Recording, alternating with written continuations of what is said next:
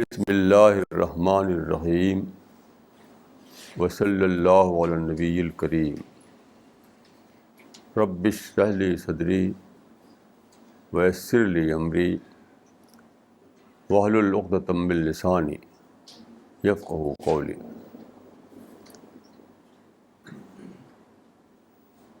آج کا ٹاپک ہے role of reason in theology, یعنی مذہب کے معاملے میں عقل کا حصہ۔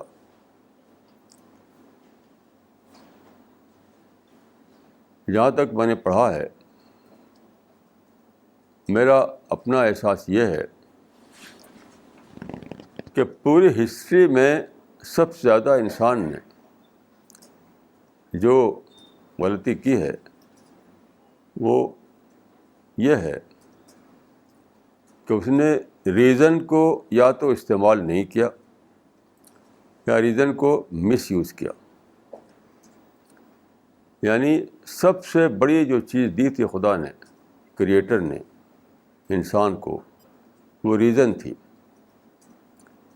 اور ریزن ہی کو آدمی انڈر یوٹیلائز کر رہا یا اس کو یوٹیلائز ہی نہیں کیا۔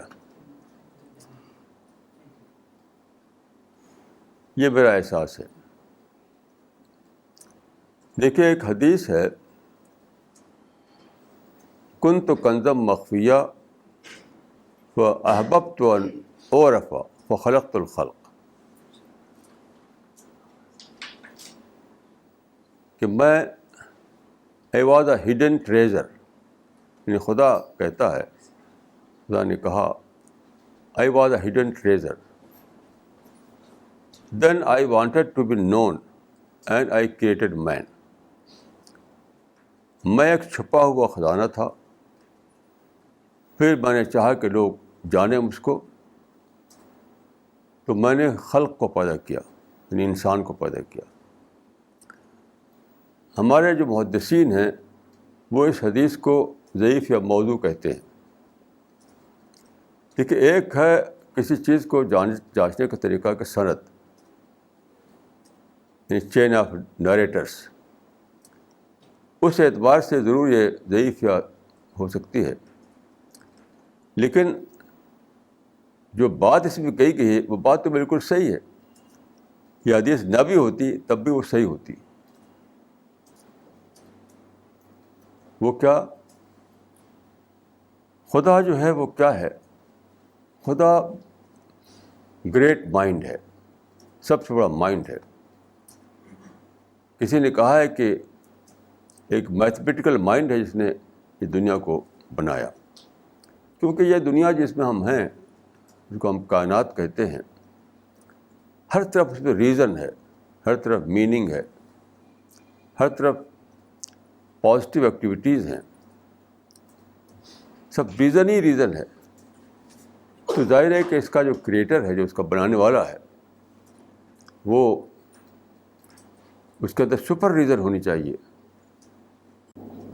تو یہ جو دنیا ہے جس میں ہر طرف ریزن ہے، اس کو سمجھنے کے لیے بھی ریزن چاہیے۔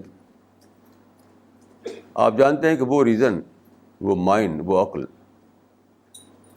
نہ تو گلیکسی کے پاس ہے، نہ کسی اسٹار یا پلینٹ کے پاس ہے، نہ ماؤنٹین اور اوشن کے پاس ہے، یہاں تک کہ انیمل کے پاس بھی نہیں ہے۔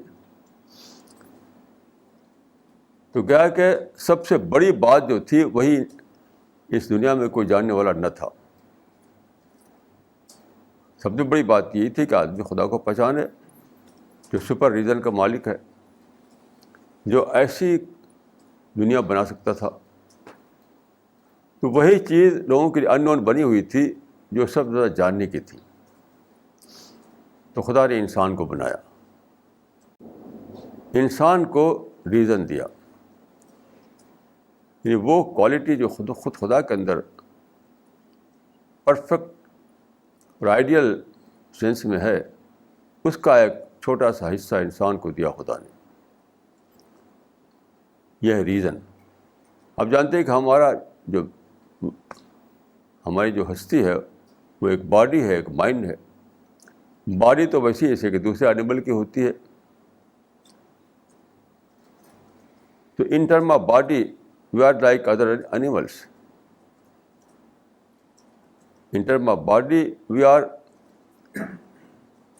an animal like other animals. تو ہماری جو پہچان ہے, ہماری جو آئیڈینٹی ہے, وہ باڈی نہیں ہے, وہ مائنڈ ہے. مائنڈ کے لیول پر ہم ہیں جو کچھ ہیں. تو خدا نے چاہا کہ ایک ریشنل بینگ پیدا کرے. خود خدا سپر ریشنل بینگ ہے. خدا جو کریٹر ہے وہ سپر ریشنل بینگ ہے. وہ اٹرنل ہے, وہ پرفیکٹ ہے, وہ آئیڈیل ہے. تو اس نے انسان کو بنایا جو ایک ریشنل بینگ کے طور پر, تاکہ وہ جانے. دیکھیے قرآن میں بتایا گیا ہے کہ جب خدا نے پیدا کیا پہلے انسان کو, یعنی آدم کو, تو علم آدم الاسماء کلھا, تو آدم کو ساری بات خدا نے بتا دی, یعنی اس کا انکانشیس مائنڈ میں رکھ دی. ساری بات انسان کے انکانشیس میں خدا نے ڈال دی. جو جنریشن آفٹر جنریشن وہ ایک دوسرے کو مل رہی ہے. کہ وہ جو آدم کے مائنڈ میں خدا نے ڈالا تھا سب کچھ, وہ سب پہنچ رہا ہے مجھ تک اور آپ تک. جس کو مانے کہ سب کچھ پوٹینشیلی ہمارے مائنڈ میں موجود ہے. اب کیا کرنا ہے, اس کو انفولڈ کرنا ہے. انفولڈ کیسے ہم کریں گے؟ ریزن کو استعمال کر کے. ریزن کو استعمال کر کے ہی ہم اس کو انفولڈ کریں گے اور خدا کی گلوری کو جانیں گے. ایک انوکھی بات ہے کہ پوری ہسٹری میں ایسا ہوا کہ انسان ریزن کو صحیح ڈھنگ پر استعمال نہ کر سکا. سب سے پہلے آپ دیکھیے, ہسٹری بتاتی ہے کہ انسان سب سے پہلے نیچر کو پوجتا تھا, نیچر ورشپ. یہ جو نیچر ہے, آپ جانتے ہیں لفظ نیچر جو ہے وہ پورے کائنات کے لیے بولا جاتا ہے. جس چیز کو ہم اردو میں کہتے ہیں کائنات, اسی کو نیچر کہا جاتا ہے. سب کچھ جو ہم جانتے ہیں اپنے باہر وہ سب نیچر ہے. تو نیچر میں سب کچھ چھپا ہوا تھا. اب اس کو انفولڈ کرنا تھا. کیسے انسان انفولڈ کرے گا؟ وہ ریزن کے تھرو. جیسے مثال کے طور پر پانی ہے, پانی میں اسٹیم پاور چھپا ہوا ہے.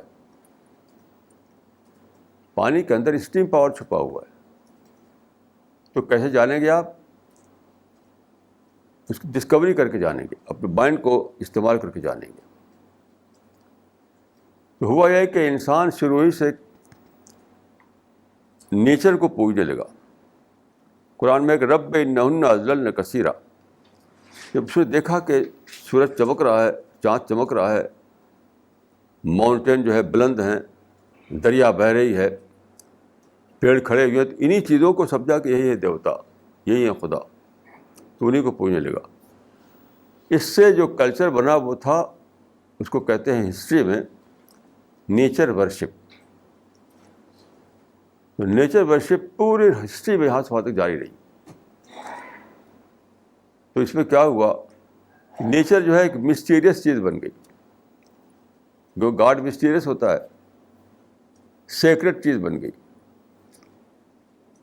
تو ریزن کا وہاں پر اپلیکیشن نہیں رہا. جب آپ نے نیچر کو گاڈ سمجھ لیا, اس کا مطلب یہ کہ آپ اپنے اپنے اپنے ریزن کو اپلائی نہیں کریں گے وہاں پر. گاڈ تو گاڈ ہے. اس لیے آپ جانتے ہیں کبھی انسان یہ سوچ نہیں سکا کہ وہ چاند پر قدم رکھے. اس زمانے میں سوچ سکا جب کہ سائنس کا زمانہ آیا. تو نیچر کو ایکسپلور کرنا, اس کے لیے ضرورت تھی کہ آدمی ریزن کو اپلائی کرے. تو لیکن نیچر کو اسے سیکرٹ مان لیا, نیچر کو مسٹیریس مان لیا, نیچر کو گاڈ مان لیا. تو ریزن کو اپلائی کرنے کا مائنڈ ہی ختم ہو گیا. اب دیکھ کتنا بڑا لاس تھا یہ. کتنا بڑا لاس تھا یہ. ٹھیک ہے, اسی پہ ہزاروں ہزار سال بیت گئے. اس کے بعد اسلام, پرافٹ آف اسلام آئے. وہاں سے ہسٹری میں ایک نیا زمانہ شروع ہوتا ہے. مجھ سے ایک مرتبہ لکھنؤ میں جب میں تھا غالباً 1965 میں, تو ایک بڑے اسکالر وہاں پر تھے جو ایتھیسٹ تھے, ہر مذہب کو نہیں مانتے تھے, کسی مذہب کو نہیں مانتے تھے. تو بائی برتھ وہ ایک ہندو تھے, لیکن وہ ہندو تھے نہ مسلمان تھے, وہ کچھ بھی نہیں تھے, بس وہ ایتھیسٹ تھے. تو بات چیت ہو رہی تھی ان سے. میرے ساتھ افتخار اعظمی صاحب تھے اس وقت. افتخار اعظمی ہمارے اعظم گڑھ ضلع کے تھے, انہیں کے وہ دوست تھے, تو وہی مجھے لے گئے تھے وہاں پر. تو میں تھا, افتخار اعظمی تھے اور وہ تھے. تو بات کرتے ہوئے انہوں نے کہا کہ محمد کو اگر تاریخ سے نکال دیا جائے تو تاریخ میں کیا کمی رہ جائے گی. If we remove Muhammad from history, I don't think we would lose anything. We will lose anything.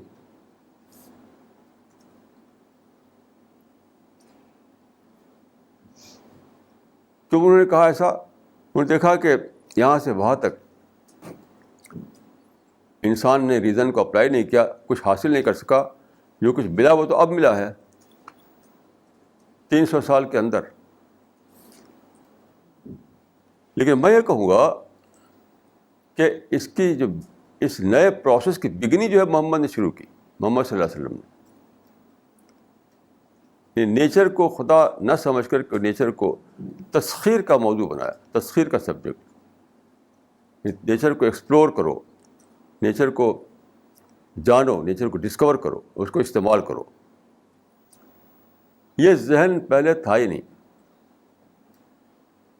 یہ تھا ہی نہیں. جو مائنڈ تھا, جو سوچ تھا, یہی تھا پہلے کہ یہ سب چیزیں سیکرڈ ہیں, یہ مسٹیریس ہیں, انہیں تو بس پوجنا ہے, اور کیا کہتے ہیں جھکنا ہے بس. تو جب نیچر کو ڈیوینٹیز ہٹایا گیا, جو کہ اسلام نے ہٹایا, ہسٹری میں پہلی بار نیچر کو ڈیوینٹی کے مقام سے ہٹایا گیا اسلام کے زمانے میں, تب ایک نیا پروسیس شروع ہوا. یہ تھنکنگ کو اپلائی کیا انسان نے نیچر کے اوپر. پھر ایک کے بعد ایک چیزیں دریافت ہونے لگیں.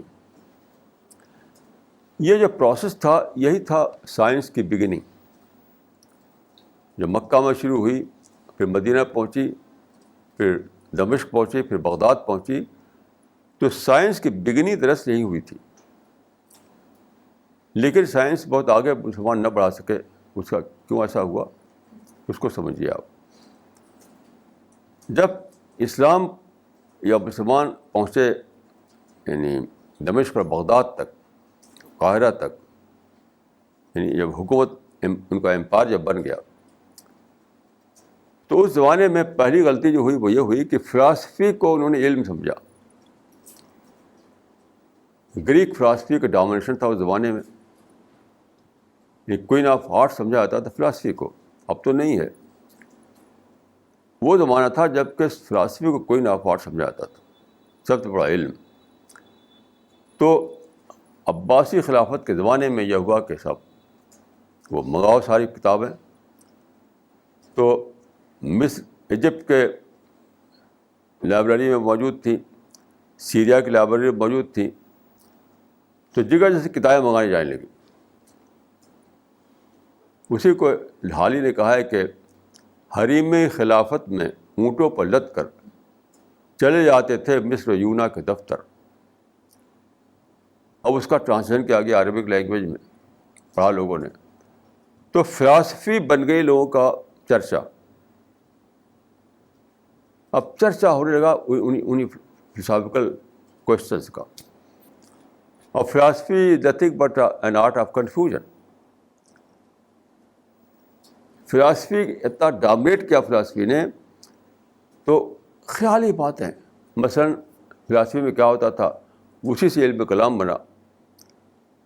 یعنی علم کلام جس کو متکلمین کہتے ہیں ہم، تو فلاسفی کے زیر اثر انہوں نے علم کلام بنایا جس کو ہم تھیالوجی کہا جاتا ہے. تو وہ جو تھیالوجی تھی وہ تھی under influence of philosophy. Philosophy کے انفلوئنس میں جو تھیالوجی بنی اسی کو ہم کہتے ہیں علم کلام. اسی کو جو ایکسپرٹ تھے ان کو کہا جاتا ہے متکلم. تو اس وقت ڈومینیشن ہو گیا فلاسفی کا، کیونکہ عربوں کا جو ذوق تھا، جو قرآن میں جو تھا، جو حدیث میں تھا، وہ نیچرل، یعنی سب کچھ نیچرل تھنکنگ بیس کرتا تھا. تو انہوں نے جو ٹیکنیکل بحثیں تھیں، فلسافیکل بحثیں تھیں، اس کو بڑی چیز سمجھا اور اس میں مشغول ہو گئے. تو کچھ لوگوں نے بہت سختی سے ریئیکٹ کیا. ایک صاحب نے کہا تھا اس زمانے میں کہ من تمن تقا تزن دقا، مطلب جو فلاسفی میں گیا وہ زندیق ہو گیا. لیکن یہ مائنارٹی بھی تھے یہ لوگ، اس سے کوئی فرق نہیں پڑا، لوگ ٹوٹ پڑے وہی اسی میں. تو یہ وقت تھا. میں ایک دو مثال رکھتا ہوں کہ کیا بے معنی قسم کے بحثیں کرتے تھے وہ لوگ، اور اسی میں برسوں گزارتی ہے لوگوں نے. مثلا ایک کوشچن یہ تھا کہ خدا کہاں ہے، کو خدا حیز میں ہے کہ حیز کے باہر ہے. حیز کہتے ہیں جیسے ہم یہاں پہ ایک جگہ ہے جس میں ہم ہیں، یہ جو ہال ہے یہ حیز ہے. آپ اسپیس کا لیجیے، یعنی اسپیس کے اندر ہے، اسپیس کے باہر ہے، یہ سمجھ لیجیے آپ. حیز کے اندر ہے، حیز کے باہر ہے، اس پہ وہ بحث ہے، وہ بحث ہے، کتاب ہے سب دنیا بھر. حالانکہ یہ کوشچن ہی بے معنی تھا. ایک کوشچن بے معنی تھا کہ خدا اسپیس کے اندر ہے یا اسپیس کے باہر ہے. اسی طریقے سے دیکھیے مان اس پر بڑی بحث ہے، بہت بحث ہے کہ خدا کے ہاتھ جو ہمارے جیسے ہاتھ ہیں یا کچھ اور ڈھنگ کے ہاتھ ہیں خدا کے. اب بحث اس پر ہو رہی ہے. ایسے ہی کہ خدا کے ذات اور خدا کی صفات ایک ہے کہ دو ہیں.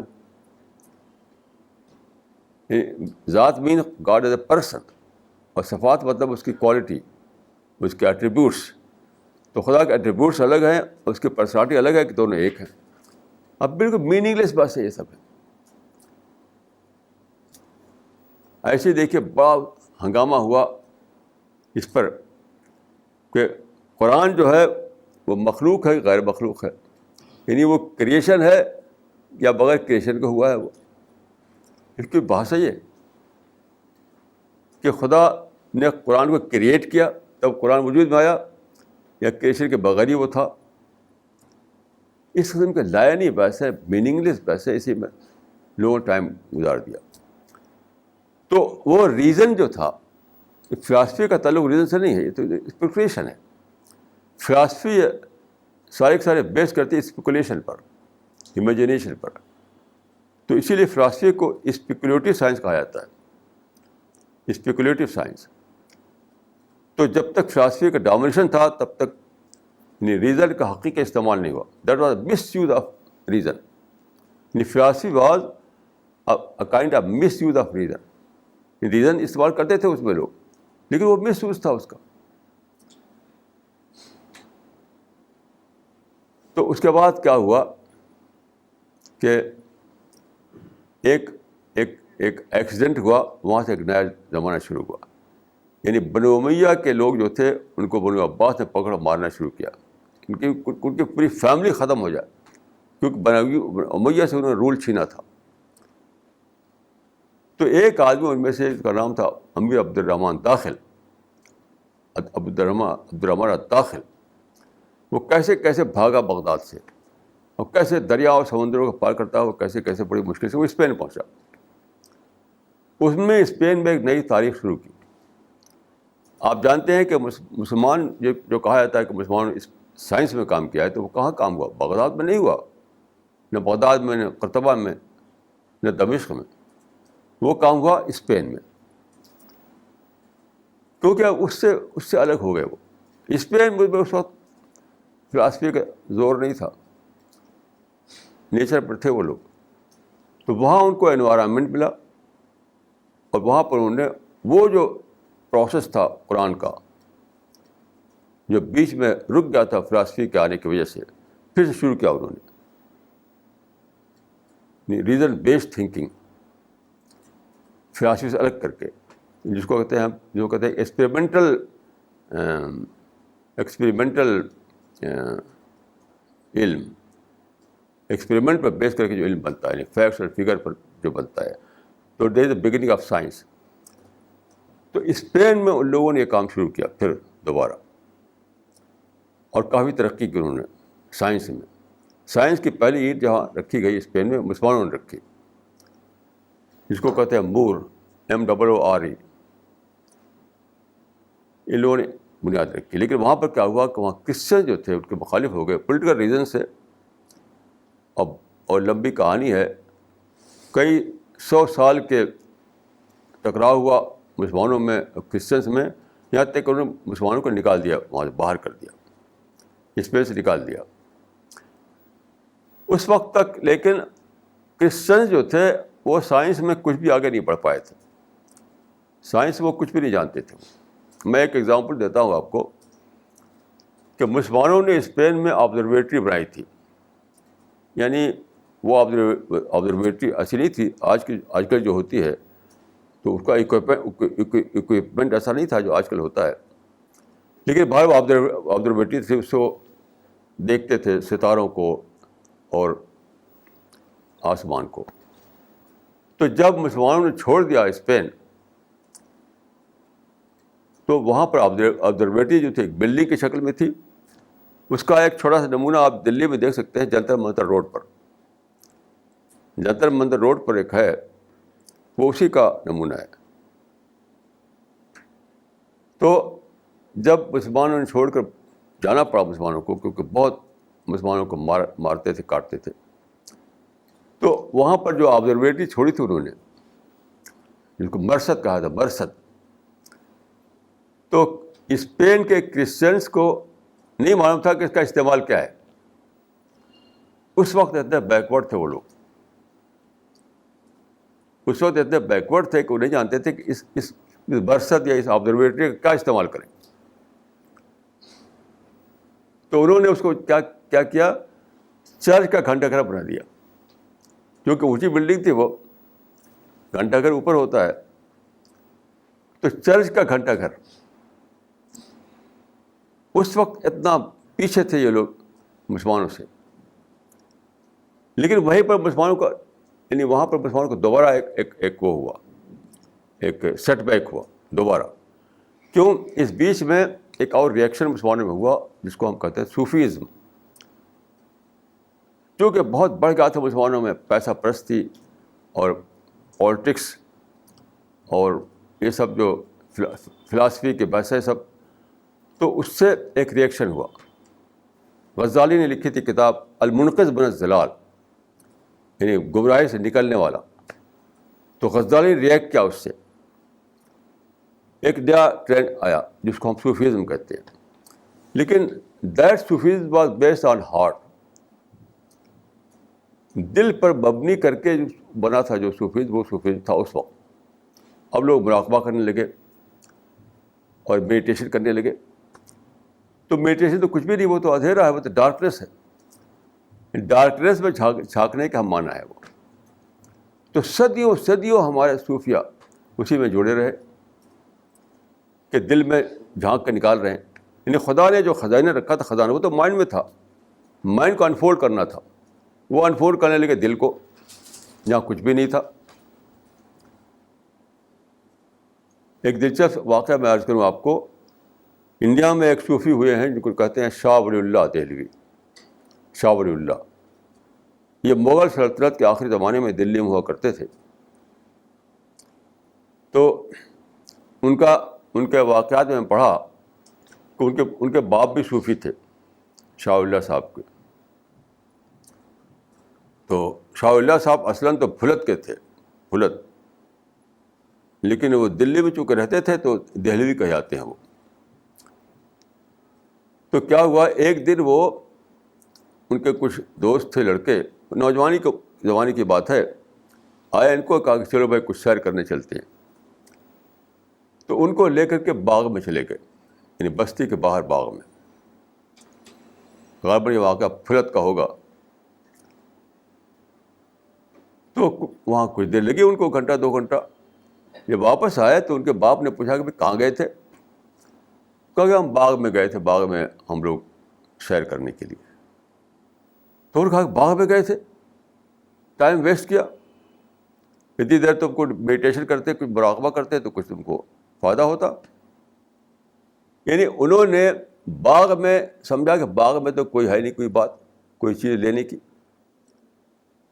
چیز ہے. وہ اندھیری کوٹری میں ہے, کوٹری میں چادر اوڑھ کے بیٹھو, میڈیٹیشن کرو, مراقبہ کرو, تب کچھ ملے گا. اس سے آپ سمجھ سکتے ہیں کہ واٹ واز صوفیزم. میں خود اپنے کو صوفی سمجھتا ہوں, لیکن my Sufism based on mind rather than heart. Heart تو صرف سرکولیشن آف بلڈ کا ذریعہ ہے. تو انہوں نے ان کو کہا کہ تم چلے گئے, ٹائم ویسٹ کیا تم نے. یہ نہیں کہا کہ وہ باغ میں گئے تھے, وہاں تو نیچر تھا, وہاں تو خدا کی تجلیات تھیں, وہاں تو ہرا بھرا ایک دنیا تھی ہری بھری. کیا تم نے پایا, کیا سوچا تم نے, بتاؤ اپنی سوچ کو, کیا تم کو ایکسپیرئنس ہوا وہاں پر. یہ نہیں پوچھا انہوں نے, کیونکہ وہ جانتے نہیں تھے کہ مائنڈ کو استعمال کر کے کچھ پا سکتا ہے آدمی معرفت. تو اس وقت جو تھا ڈومینیشن, وہ تھا ہارٹ بیسڈ صوفیزم کا, نہ کہ مائنڈ بیسڈ صوفیزم کا. تو میں یہ کہہ رہا ہوں کہ اسلام نے اس دور کو ختم کیا جب کہ سپرسٹیشن تھا, جب کہ ہر طرف چیزوں کو سیکرڈ سمجھا جاتا تھا اور ریزن کو اپلائی نہیں کیا جاتا تھا. تو اسلام نے اسلام نے ایک نیا زمانہ شروع کیا, نیا ایج شروع کیا, جب کہ آدمی اپنے مائنڈ کو اپلائی کرے نیچر کے اوپر, سوچے. قرآن میں آپ بار بار پڑھیں گے افلا تعقلون, افلا تذکرون, افلا تدبرون, یعنی یہ بار بار, کیا تم سوچتے نہیں, کیا تم کو عقل نہیں ہے, کیا تم اپنے ریزن کو استعمال نہیں کرتے. یہ پہلی کتاب ہے ہسٹری میں قرآن جس نے کہ براہ راست مائنڈ کو ایڈریس کیا کہ مائنڈ کو کھولو, ریزن کو استعمال کرو, دنیا کو سمجھو اپنے ریزن کو استعمال کر کے. اور وہ شروع ہوا, لیکن پہلا سیٹ بیک ہوا جب فلاسفی آئی, دوسرا سیٹ بیک ہوا جب کہ تصوف آیا. یہ چلتا رہا. تو سائنس کو ایک حد تک پہنچا کر مسلمان جو ہے بیک میں چلے گئے. آگے کام جو کیا یورپین نے کیا. میں اپنا ماننا یہ ہے کہ قرآن میں جو ہے کہ حتیٰ اذا فتحت یاجوج و ماجوج وہم من کل حدب ینسلون, یاجوج ماجوج سے مراد یہ یورپین قوم ہے. قرآن میں یہ ہے کہ جب کھولے جائیں گے یاجوج ماجوج, کھولے جانے کے معنی ہے کہ جب ان کو یعنی وہ رائز کریں گے, جب ان کا ایڈونٹ ہوگا. تو انیشیل اسٹیج پر مسلمانوں نے سائنس کو آگے بڑھایا تھا. سائنس مطلب ریزن بیسڈ تھنکنگ, لیکن وہ ایک حد کے آگے بڑھ نہیں سکے. اس کے بعد کا جو کام ہے وہ کیا ہے یورپین نے. نیوٹن کو کہا جاتا ہے فادر آف ماڈرن سائنس. تو جب اس نے ڈسکور کیا, سیب کے گرنے سے ڈسکور کیا کہ گریوٹی ہے یہاں پر, that was the beginning of science. یعنی سائنس کے مطلب کہا جاتا ہے کہ وہ ہے اس کے جڑ اسپرٹ آف انکوائری. ایک ایک چیز کو جاننے کی کوشش کرنا. تو پہلے زمانے میں لوگ سوچتے نہیں تھے, بس دیوتا سمجھ لیا, خدا سمجھ لیا, عقل کو اپلائی نہیں کرتے. تو قرآن نے کہا کیا تم عقل کو اپلائی نہیں کرتے؟ افلا تعقلون, افلا تدبرون, افلا تذکرون. سوچتے کیوں نہیں؟ جب تو عقل دے سوچو اس کو. یعنی خدا نے قرآن میں بار بار یہ بات کہی, عقل تم کو کس لیے دیا ہے؟ سوچو سوچو سوچو سوچو. تب جا کر ہسٹری میں ایک نیا زمانہ آیا.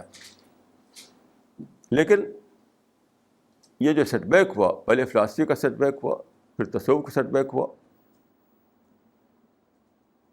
تو مسلمان آگے نہیں بڑھا سکے.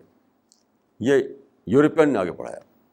یعنی یہ یورپین تھے جنہوں نے یعنی الکیمی کو کیمسٹری بنایا, جنہوں نے اس کو ایسٹرالوجی کو اسٹرالوجی کو اسٹرانومی بنایا.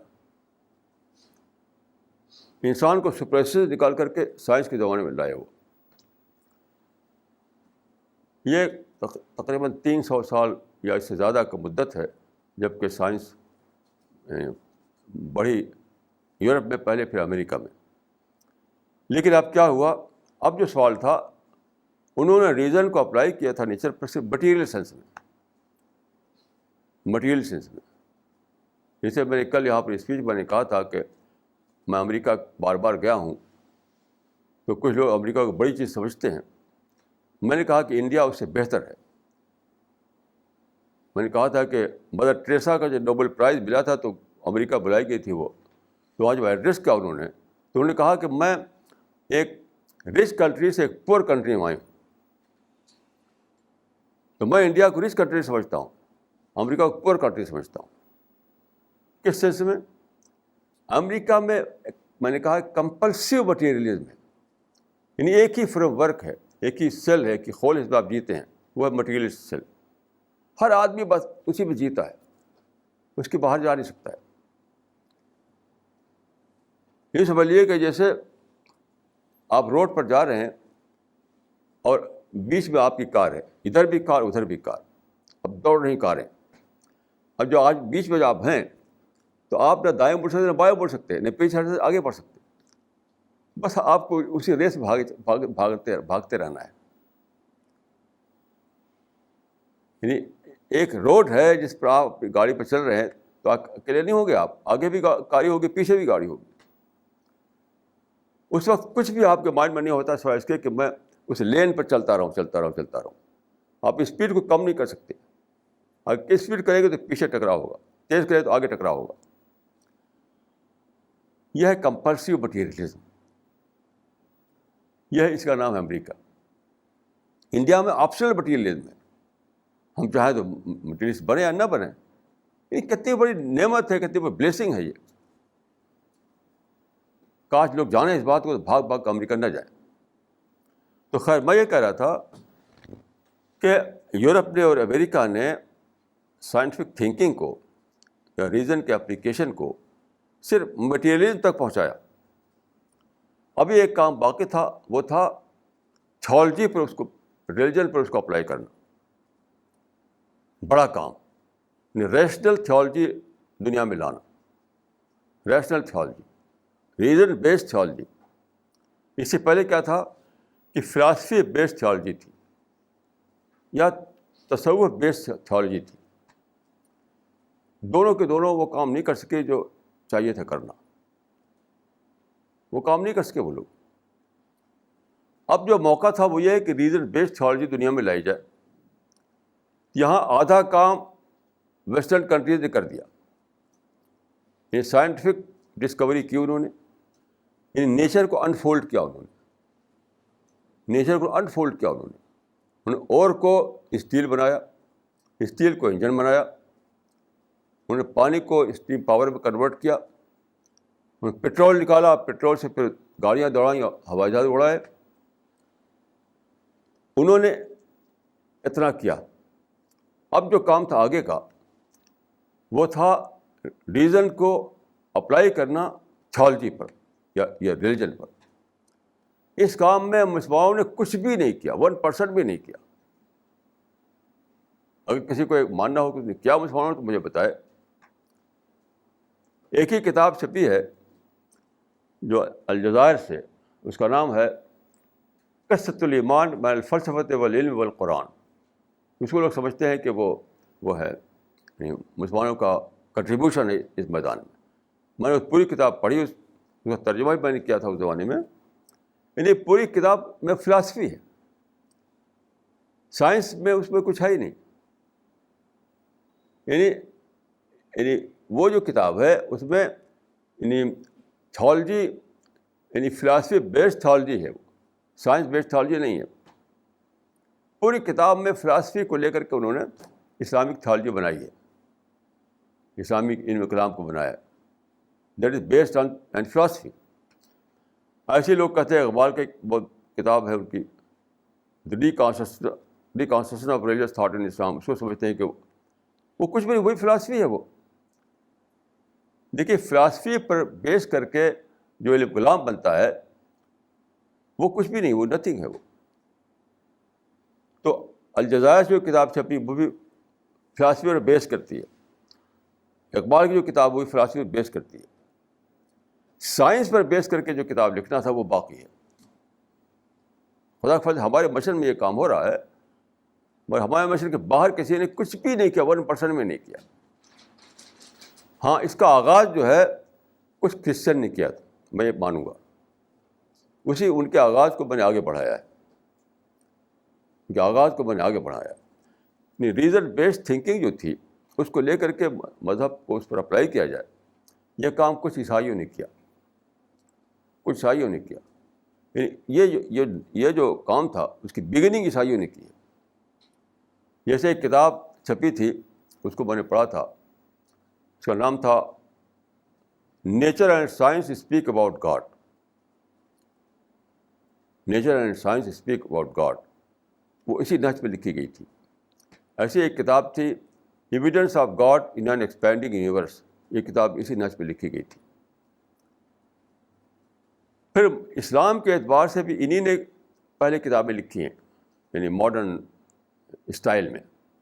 جیسے آپ دیکھیے کہ اسلام پھیلا ساری دنیا میں، آپ جانتے ہیں، لیکن لوگ کیا سمجھتے تھے؟ بزرگوں کی کرامت سے پھیلا، یہ جانتے تھے لوگ، بزرگوں کی کرامت سے پھیلا. جیسے ایک صاحب نے مجھے بتایا کہ ایک صاحب، ابھی جلدی کی بات ہے، وہ اسپیچ دے رہے تھے. ترکا صاحب ایک ہندو فیملی میں ایک لڑکی پیدا ہوا، تو وہ بچی تھی، لڑکی تھی. اس لڑکی کو وہ یعنی پسند نہیں کرتے تھے، وہ چاہتے تھے بچہ، یعنی لڑکی ہوئی نہیں.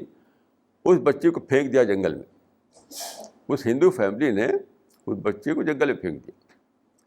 اب پتہ نہیں کیسے جنگل میں زندہ رہی، پھر کسی کو ملی وہ بچی، کیسے پھر جانا اس نے کہ وہ فلاں فیملی کی لڑکی ہے، تو اس کو اٹھا کے لے گیا فیملی میں.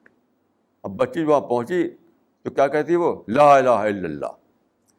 یعنی پہلی بول جو نکالا اسے وہ لا الہ الا اللہ. اب لوگ حیران رہ گئے، یہ کیا معاملہ ہے؟ تو کسی مولوی کو بلایا گیا، کہیں کہ یہ تو مسلمان لڑکی ہے. اب سب مسلمان ہو گئے. اب یہ جھوٹا قصہ ہے، ایسے ہزاروں نہیں لاکھوں قصے بنائے گئے. اس طرح اسلام پھیلا ہے. اسلام جو پھیلا دنیا میں تو وہ پھیلا یعنی بزرگوں کی برکت سے، بزرگوں کی طلسماتی واقعات سے، اس سے پھیلا. بچپن میں ہم بھی یہی سمجھتے تھے. پہلی بار کسی شخص نے بتایا کہ سائنٹیفک دعویٰ کے ذریعے اسلام پھیلا ہے. سائنٹیفک دعویٰ کے ذریعے. وہ کون تھا؟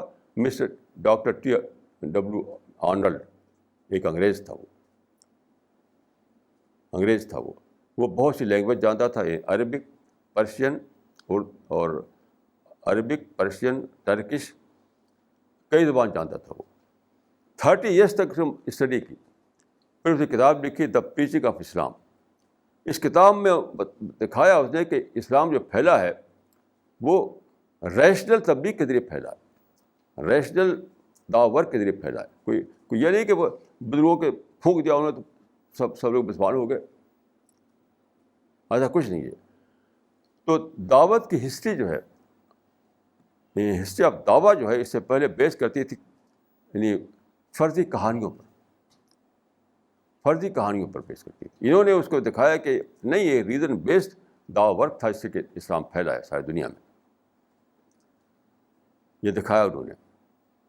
اس طرح سے دیکھیے ان کی کتاب جو ہے ڈاکٹر مورس بکائی کی کتاب، اس نے دکھایا کہ جو سائنس کی ڈسکوریز ہیں وہ اسلام کی مؤید ہیں، یعنی اسلام کو وہ انڈورس کر رہی ہیں. جو باتیں قرآن میں کہی گئی تھیں بہت پہلے، اب وہ سائنس اس کی تصدیق کر رہی ہے. اس سے پہلے کسی نے یہ بات نہیں کہی تھی. یہ سائنس جو ہے ویریفائی کر رہی ہے قرآن کی باتوں کو. تو قرآن جو ہے وہ سائنس یعنی قرآن اور سائنس کا جو تعلق تھا بہت گہرا، اس کو کھولا کس نے؟ ڈاکٹر مورس بکائی نے.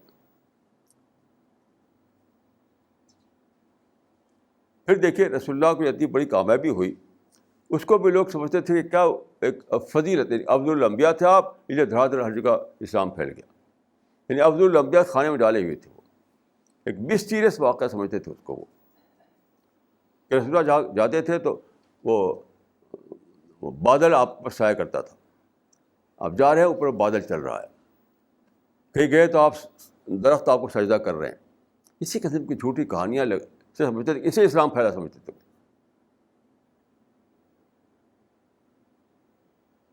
اور اسلام کو جو ایکسپینشن ہوا اس سے ہوا. پہلی بار جس نے اس کو ہسٹوریکل فنامنا بتایا وہ ڈاکٹر مائیکل ہارٹ ہے، جس نے کتاب لکھی دا 100، کہ رسول اللہ کا جو واقعہ ہے وہ ایک ہسٹوریکل فنامنا ہے، مطلب وہ بھی ریزن بیسڈ ایک واقعہ ہے، یہ نہیں کہ کوئی وہ مسٹیریس واقعہ ہے، کوئی وہ سپرسٹیشس چیزوں کے ذریعے اسلام پھیل گیا ہے. اس طرح کئی کتابیں لکھی عیسائیوں نے، تو انہوں نے سب سے پہلے اس کو ڈسکور کیا اور لکھا. تو اسلام کا جو ریشنل آسپیکٹ ہے، میں سمجھتا ہوں کسی بھی مسلمان، کوئی بھی مسلمان کھول نہیں سکا، مجھے ایک بھی مسلمان نہیں معلوم، اس کو کھولا ہے غیر مسلموں نے. جیسے آپ دیکھیے، ایک تھے بنگال کے ڈاکٹر نشیکانت چٹوپادھیا، ڈاکٹر نشیکانت چٹوپادھیا بہت ہی لرنڈ آدمی تھے، وہ کئی لینگویج جانتے تھے وہ. تو ہی واز اے ٹروتھ سیکر. پڑھا انہیں فلاسفی پڑھا، مذہب پڑھا، یہ پڑھا وہ پڑھا. تو مذہب پڑھا جب انہوں نے، تو انہوں نے جب دیکھا جتنی بھی مذہب کی پرسنالٹیز ہیں، تو جہاں اٹکتا تھا ان کا مائنڈ، کیونکہ بہت ہی ریشنل آدمی تھے، کہ وہ ان کو ہسٹوریکل نہیں لگتے تھے، وہ ہسٹوریکل کریڈیبلٹی انہیں نہیں نظر آتی تھی ان کے اندر. ان کو جتنے مذہبی پیشوا ملے ان کو، آخر میں انہوں نے محمد صلی اللہ علیہ وسلم کو پڑھا. تو جب محمد صلی اللہ علیہ وسلم پڑھا تب سمجھایا کہ یہاں پر ہے سچائی، کیونکہ ہسٹری کے کرائٹیریا پر پورا اترتے تھے رسول اللہ صلی اللہ علیہ وسلم. تو انہوں نے جو کتاب لکھی ہے اس میں یہ جملہ میں نے اس سے پہلے آپ کو سنایا ہے، کہ بہت ہی تھرلنگ جملہ، ایک thrilling sentence. Oh what a relief to find after all a truly historical prophet to believe in. ایک تھرلنگ ایک نکلا ان کی زبان سے یہ sentence, oh what a relief to find after all a truly historical prophet to believe in. اب دیکھیے یہ جو حیثیت ہے رسول اللہ صلی اللہ علیہ وسلم کی، کہ آپ ہی ایک تاریخی نبی ہیں، آپ ہی کو ہسٹوریکل آتھینٹسٹی حاصل ہے، آپ ہی کو ہسٹوریکل کریڈیبلٹی حاصل ہے، اور کسی کو نہیں حاصل ہے. یہ کوئی لکھ نہیں سکا تھا، بس افضل الانبیاء یہ جانتے تھے لوگ، سرور عالم اور سرور کائنات اور سب پتہ نہیں کیا کیا لقب نکال رکھا لوگوں نے. وہ سمجھتے افضل الانبیاء تھے اس لیے سب کچھ ہو گیا. اس کو ایک ہسٹوریکل فنامنا کے طور پر ڈسکور کیا جس نے، وہ ڈاکٹر نشیکانت چٹوپادھیا تھے، وہ مسلمان نہیں تھا کوئی. کیسی عجیب بات ہے. تو اس طریقے سے میں سمجھتا ہوں کہ آغاز جو کیا ہے کہ ریزن کو اپلائی کریں ہم مسلم اسلامک تھیولوجی پر، وہ کام غیر مسلموں نے کیا. میں یہ کہہ سکتا ہوں کہ میں نے اس کام کو آگے بڑھایا، اپنی پوری بڑی مشن اسی پہ لگا دیا. ہماری جتنی بھی کتابیں ہیں سچ میں تو وہ اسی کا وہ ہیں، ریزن بیسڈ تھیولوجی ہم نے بنانے کی کوشش کی ہے. ریزن بیسڈ تھیولوجی یعنی وہ جو قرآن میں ہے کہ سوچو، اپنی عقل کو استعمال کرو. عقل کو کیوں نہیں استعمال کرتے؟ اب مدتیں گزر گئی کہ لوگوں نے عقل کو استعمال نہیں کیا، یا کیا تو ادھورا استعمال کیا. تو خدا کی توفیق سے، اللہ تعالیٰ کی توفیق سے یہ کام ہم نے انجام دیا. تو میں یہ کہوں گا کہ اس کام کی جو بگننگ ہے وہ کچھ دوسروں نے کی تھی، اور مجھے اللہ کی توفیق سے اس کام کو آگے بڑھانے کی توفیق ملی، یہ میں نے کیا. اور چونکہ ان لوگوں کا جو مائنڈ سیٹ تھا وہ اسلامی نہیں تھا، ان کا مائنڈ سیٹ دوسرا تھا، اس وجہ سے وہ ٹھیک اس کو وہ بیان نہیں کر سکتے تھے. دیکھیے اسلام کو بیان کرنے کے لیے آپ کو وہ مائنڈ سیٹ چاہیے جو قرآن کو اور حدیث کو پڑھ کر بنا ہو. اگر آپ کا مائنڈ سیٹ ٹھیک وہی نہیں ہے تو جگہ جگہ آپ غلطی کریں گے، جگہ جگہ آپ ٹھوکر کھائیں گے. تو میری تعلیم مدرسے میں ہوئی تھی، اس بار جو میرا مائنڈ سیٹ ہے وہ بنا تھا مدرسے کے ماحول میں. پھر جب میں نے ان چیزوں کو پڑھا تو میں نے صحیح مائنڈ سیٹ کے ساتھ اس کو لیا اور صحیح مائنڈ کے ساتھ اس کو میں آگے بڑھا سکا. یہ ہے ہمارا مشن. اب دیکھیے, کل پرسوں ایک صاحب میرے پاس آئے تو انہوں نے کہا کہ میں آپ کی کتابیں پڑھتا ہوں, آپ کا میگزین پڑھتا ہوں وغیرہ وغیرہ. میں نے پوچھا کہ بھائی آپ کو کوئی وہ ہے, کوئی ڈاؤٹ ہے تو وہ کیا ہے. بہت پوچھتے پوچھتے انہوں نے کہا کہ آپ کرٹیسائز کرتے ہیں, کرٹیسائز مت کیجیے. مطلب کرٹیسزم نہ کر کے صرف پازیٹیو انداز میں اپنی باتیں کہیے. تو میں نے ان سے کہا کہ دیکھیے, آپ سب سے لے جانیں کہ ہمارا ٹارگیٹ آڈینس کیا ہے. ہمارا ٹارگیٹ آڈینس کیا ہے, تب آپ سمجھیں کہ ہم کرٹیسزم کتنا ضروری ہمارے لیے. آپ سمجھتے ہوں گے کہ وہ ٹارگیٹ آڈینس ہمارا ہے جو تبلیغی جماعت والوں کا ہے, وہ ہمارا ہے ہی نہیں. وہ تو فضائل کی داستانیں سن کر کے خوب جھومتے ہیں. وہ تو ہمیں فضائل کی داستانیں سن کے جو جھومتے ہیں جو لوگ, وہ درکار نہیں ہیں ہمیں. پھر میں نے کہا کہ دیکھیے, اب سے بہت پہلے مولانا علی میں نے کتاب لکھی تھی ردۃ ولا ابا بکر اللہ. ایک ارتداد ہے لیکن کوئی ابو بکر نہیں, یعنی ایک اپاسٹیسی ہے لیکن اس کا چیلنج ہے, اس کو کوئی میٹ کرنے والا نہیں. تو اس کی ہم نے تحقیق کی, معلوم ہوا کہ اپاسٹیسی نہیں ہے, یہ ہے انٹلیکچوئل ڈسسیٹسفیکشن. یعنی ماڈرن ایجوکیشن جن کی ہوئی ہے, جنہوں نے ماڈرن کتابوں کو پڑھا ہے, ماڈرن تھاٹ سے جو واقف ہیں, تو وہ اس ٹریڈیشنل اسٹائل سے جو اب تک چلتا آ رہا ہے اس سے وہ سیٹسفائڈ نہیں ہے. وہ آپ کا جو ٹریڈیشنل انداز میں آپ لوگ اسپیچز دیتے ہیں, جو کتابیں لکھی ہوئی ہیں آپ, اس سے مطمئن نہیں ہوتے, ان کا مائنڈ اس سے ایڈریس نہیں ہوتا. تو ان کو آپ نے کہہ دیا کہ تو مرتد ہو گئے. نہیں, وہ مرتد نہیں ہیں, وہ ڈسسیٹسفائڈ لوگ ہیں. آپ اسلام کو پیش کیجیے ماڈرن اسٹائل میں تو آپ دیکھیں گے کہ وہی لوگ جو ہے دوڑ کے آئیں گے آپ کے ساتھ. تو یہاں سے ہمارا مشن جو ہے شروع ہوتا ہے کہ ہم نے ٹارگیٹ آڈینس جو ہمارا ہے وہ لوگ ہیں جو ماڈرن تھاٹ یا ماڈرن ایجوکیشن کے بعد ان کو یعنی ڈسسیٹسفیکشن کا شکار ہوئے وہ لوگ, وہ ہمارا ٹارگیٹ آڈینس ہے. تو ان کے لیے تو یعنی مسٹ ہے کرٹیسزم. پھر میں نے کہا کہ دیکھیے, آج کل کے زمانے میں کرٹیسزم, جس کو صحیح لفظ ہے اس کے لیے انالیسس, کرٹیسزم کے لیے صحیح ورڈ جو ہے انالیسس ہے. انالیسس کے بغیر کوئی انٹلیکچوئل ڈیولپمنٹ ہو نہیں سکتا ہے. میں نے کہا کہ میں امریکہ میں ایک پروفیسر سے میں نے پوچھا کہ ویسٹرن کنٹریز میں جو ترقی ہوئی اس کا کیا خاص راز ہے.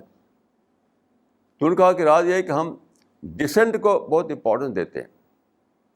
ڈسینٹ کو رائٹ سمجھتے ہیں آدمی کا. ڈسینٹ مطلب اختلاف. تو پوری سائنس جو ہے, پورا ماڈرن نالج جو ہے, پوری ماڈرن تھنکنگ جو ہے انالیسس پر کھڑی ہوئی ہے, انالیسس پر. ایک کتاب میں نے پڑھی موٹی سی, اس کا نام ہے age of analysis. Age of analysis. Analysis کریں گے تو ساری باتیں معلوم ہوتی ہیں. تو میں نے کہا کہ اگر ہم انالیسس نہ کریں, جس کو آپ نک نیم رکھ رکھا آپ نے تنقید, وہ انالیسس ہوتا ہے. یعنی فیکٹس کے بیس پر اس کا تجزیہ کرنا. اس کے بغیر وہ ذہن سیٹسفائی نہیں ہوگا. جن لوگوں کو ہم چاہتے ہیں سیٹسفائی کرنا, ان کو سیٹسفائی کرنے کے لیے ضروری ہے کہ ہم انالیسس کریں, ہم کرٹیسزم کریں. یعنی بلیک اور وائٹ کو الگ کر کے دکھائیں انہیں. تو چونکہ آپ ہمارے ٹارگیٹ آڈینس کو نہیں جانتے, اس وجہ سے آپ ایسا بول رہے ہیں. آپ تبلیغ کی جماعت کے چلوں میں گئے ہوں گے تو چاہتے ہیں کہ وہی بولے ہم بھی بولیں. تو ہم بولی کیسے بولیں گے, ان کا ٹارگیٹ آڈینس دوسرا ہے, ہمارا دوسرا ہے. تو یہ ہے ہمارا یعنی مشن. آپ لوگوں کو جو کام کرنا ہے سمجھیے کہ آپ کو کیا کام کرنا ہے. وقت کا جو اوپین میکر کلاس ہے, ہر زمانے میں دیکھیے اوپینین میکرس ہوتے ہیں. جیسے قرآن مجید میں آپ پڑھیں گے کہ پیغمبروں نے جو ایڈریس کیا تھا تو قرآن کے لفظوں میں وہ تھے ملا وقال ملأ الذین من قومی، یعنی ملا کو ایڈریس کیا تھا انہوں نے. تو ملا کون تھے؟ ملا کے لٹرل معنی ہوتے ہیں سردار، یعنی سردار کو انہوں نے ایڈریس کیا تھا، وہ سرداروں کو. لیکن سردار کون ہے؟ وہ ہے اوپینین میکر کلاس. آج کے لینگویج میں ہم کہیں گے کہ انٹلیکچوئلس جو اوپینین میکرس ہوتے ہیں. پہلے زمانے میں وہ سردار ہوا کرتے تھے، آج ایجوکیٹڈ لوگ ہوتے ہیں. اس کو ہمیں ایڈریس کرنا ہے، اس کو ہمیں سیٹسفائی کرنا ہے، اس کو ہمیں مطمئن کرنا ہے. تو بغیر تجزیے کے، بغیر انالیسس کے تو ہو ہی نہیں سکتا ہے وہ. تو آپ سمجھیے ہمارے مشن کا جو نیچر ہے، اس کا جو ٹارگیٹ ہے، اس کو سمجھیے. تو یہ ہے میں نے جو عرض کیا آپ کو، پوری ہسٹری کا ایک سیکوینس ہے جو یہاں پہ آ کر کے اس کا کلمنیشن ہوا ہے. بس بتاؤ کہ یہ مشن جو ہے اس کا کلمنیشن ہے.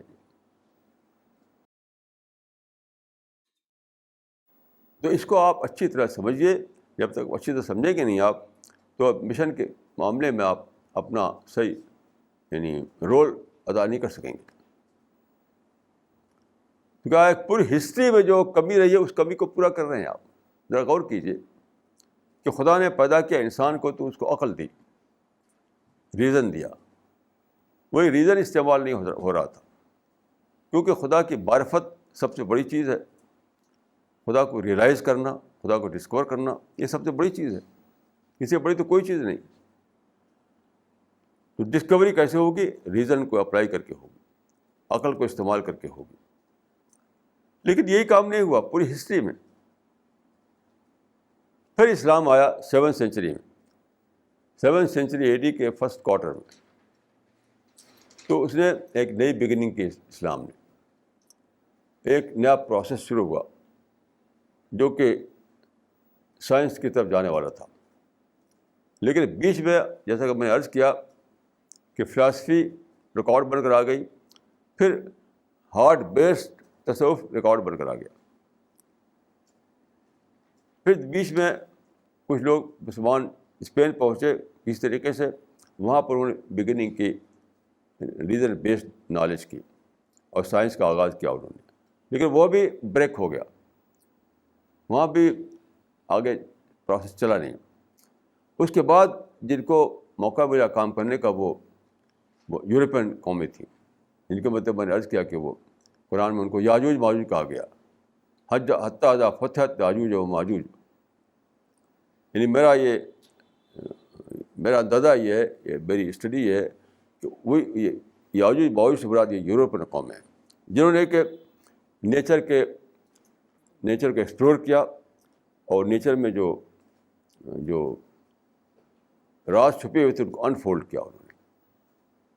لیکن وہ تھا مٹیریل سینس میں، وہ ریلیجس سینس میں نہیں تھا وہ.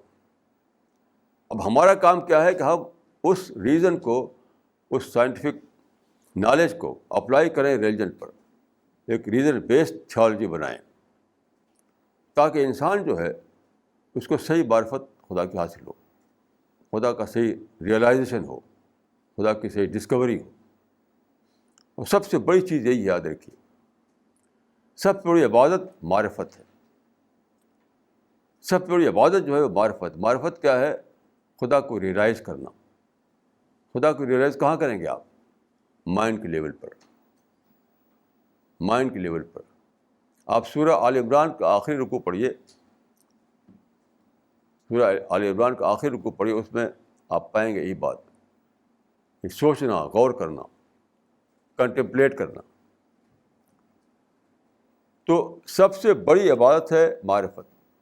معرفت حاصل ہوتی ہے تھرو ریزن کو اپلائی کرتے ہیں جب ہم اپنی زندگی پر، اپنے آس پاس دنیا پر، تو ہم اس کو دریافت کر پاتے ہیں. یہ بات پریڈکشن کے طور پر قرآن میں موجود تھی بہت پہلے سے. سنوریہم آیاتنا فی الآفاق وفی انفسہم حتیٰ یتبین لہم انہ الحق. اس میں بتایا گیا ہے کہ فیوچر میں ایسا ہوگا کہ نشانیاں کھلیں گی، سائن جو خدا کے ہیں وہ کھلیں گے. تو ان کی اسٹڈی کر کے آدمی معرفت حاصل کرے گا. معرفت سے مراد ہے معرفت کا اعلیٰ درجہ. دیکھیے معرفت کے بھی دو درجے ہیں. معرفت کا ایک اونچا درجہ ہے جس کے لیے ہائی تھنکنگ چاہیے، ایک نچلا درجہ ہے. تو آج میں کسی سے کہہ رہا تھا کہ جنت کے 200 اسٹوریز ہیں حدیث کے مطابق، 200. اوپر کا جو درجہ ہے وہ ان لوگوں کے لیے ہے جو اعلیٰ معرفت والے ہوں، نیچے کا درجہ جو ہے وہ عام لوگوں کے لیے ہوگا.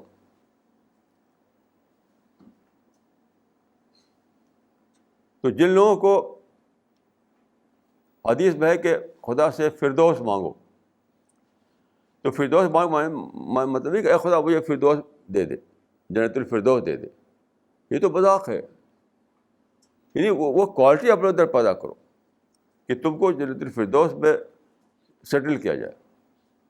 وہ کوالٹی یعنی ریزن کو استعمال کر کے جو معرفت حاصل ہوتی ہے، اس معرفت کو تم حاصل کرو گے، اس درجے میں خدا کو پاؤ گے تم، تب تم اس قابل ٹھہرو گے تم فردوس میں تم کو جگہ ملے. فردوس میں کچھ لفظوں کو دہرا کر کے جگہ نہیں ملتی. اے خدا مجھے جنت الفردوس میں جگہ دے دے اور پھر دروازہ کھول دیا جائے، تو کوئی طرز نہیں ہے. یہ اس کوالٹی، اس کا مطلب اس کوالٹی کو پیدا کرو کہ خدا تم کو جنت الفردوس میں جگہ دے. وہ کوالٹی یہی ہے کہ اپنی سب سے بڑی جو آپ کے اندر صلاحیت دی ہے خدا نے، ریزن، اس کو بھرپور طور پہ استعمال کریں، اس کی قیمت ادا کریں. قیمت جیسے آج میں کسی سے کہہ رہا تھا کہ اپنے کو ڈسٹریکشن سے آپ کو بچانا پڑے گا. اگر آپ ڈسٹریکشن نہیں بچاتے ہیں تو ریزن کا استعمال نہیں کر سکیں گے. آپ ڈسٹریکشن سے جتنا زیادہ بچائیں گے اپنے آپ کو، اتنا ہی اپنے آپ کو آپ اس قابل بنائیں گے کہ آپ ریزن کو استعمال کریں اور معرفت کے اعلیٰ درجے کو پائیں. تو یہ ہے فارمولہ معرفت کا اور جنت کا. اس معاملے میں سمجھتا ہوں کسی کو وشفل تھنکنگ میں مبتلا نہیں ہونا چاہیے. نہ تو آپ کو جنت کو انڈر اسٹیمیٹ کرنا چاہیے، جنت کے معاملے کو، اور نہ وشفل تھنکنگ میں مبتلا ہونا چاہیے.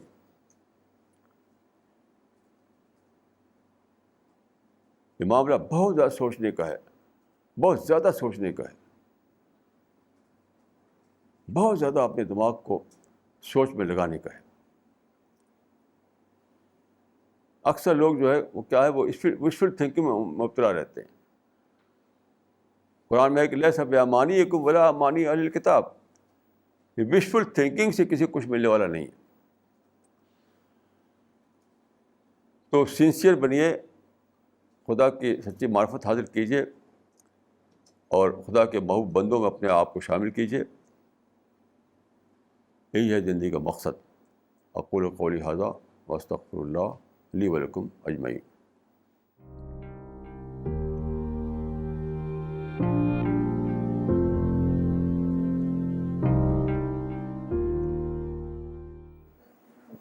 This question is from Mr. M.F. Umri. When a person resolves to serve in a mission, should he make it a priority over the rest of his life? If yes, how should he practically do it?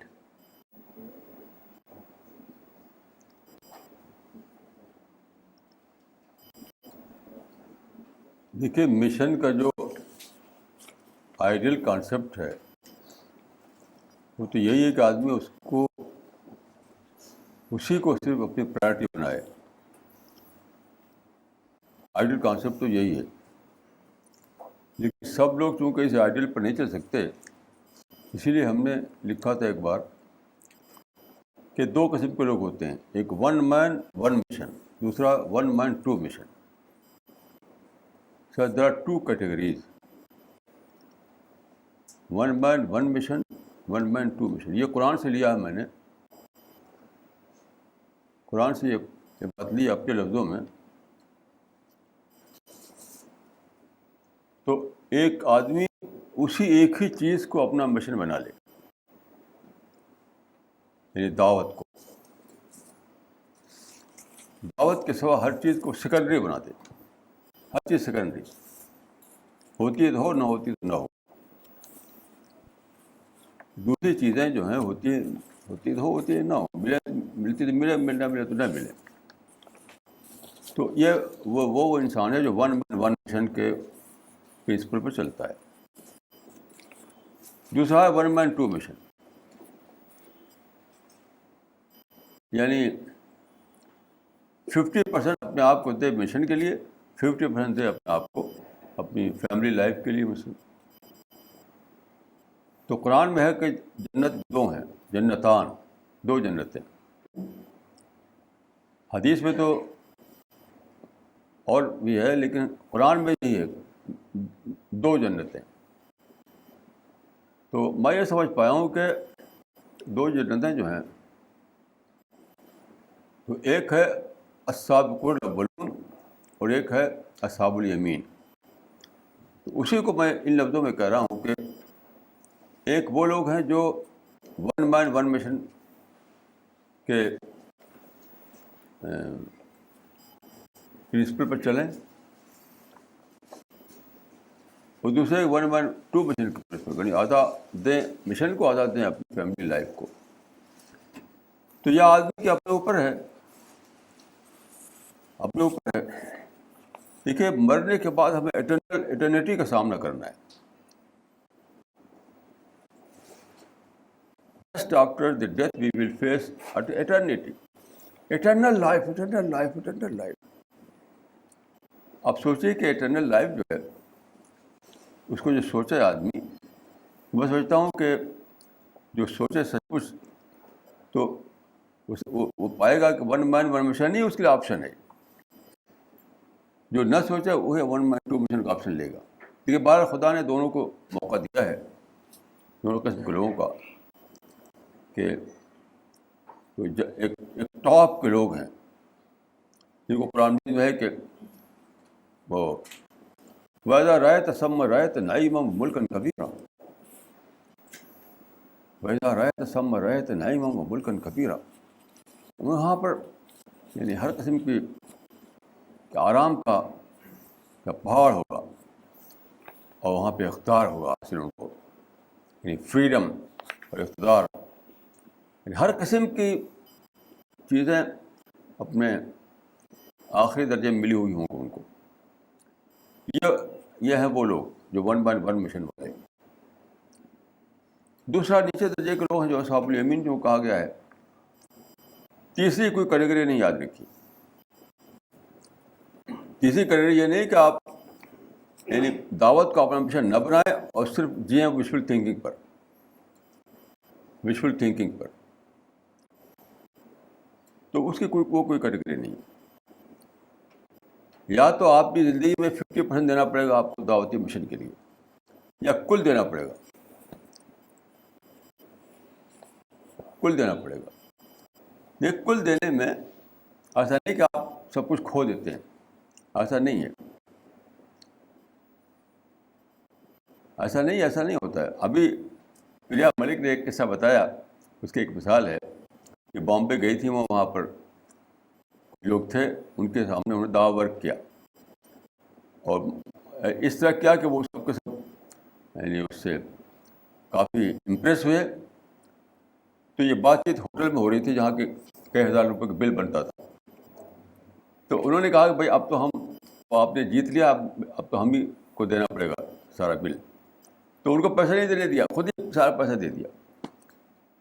تو جو one مین one mission بنے، یہ بس سمجھے کہ وہ loose کرتا ہے، وہ بھی گین کرتا ہے ڈفرینٹ طریقے سے۔ یعنی جو ون مین ٹو مشن بنے، وہ خود ہی چاہتا ہے کہ میں لوز نہ کروں، خود کوشش کرتا ہے۔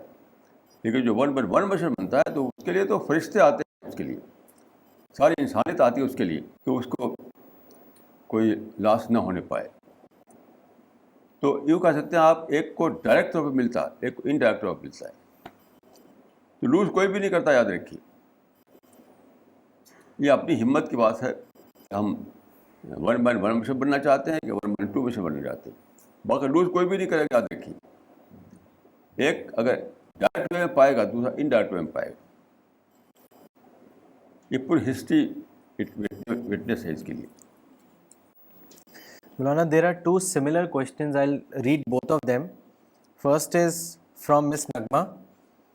How could people just after the early phase of Islam come under great influence of Greek philosophy and heart-based Sufism when they knew the Islamic scriptures very well?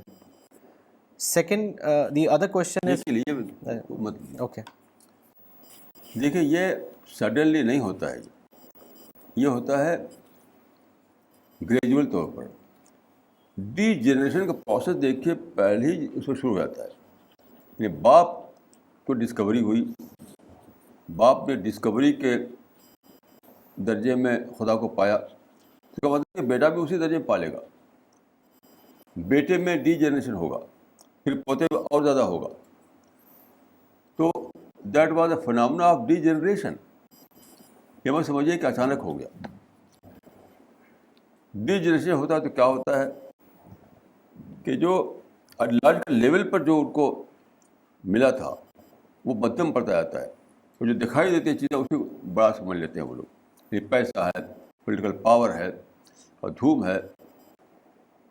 تو وہ ڈی جنریشن تو ہوتا ہی ہوتا ہے. ہر مسلمان کی بات نہیں ہے, ہمیشہ ڈی جنریشن ہر ایک کا ہوتا ہے.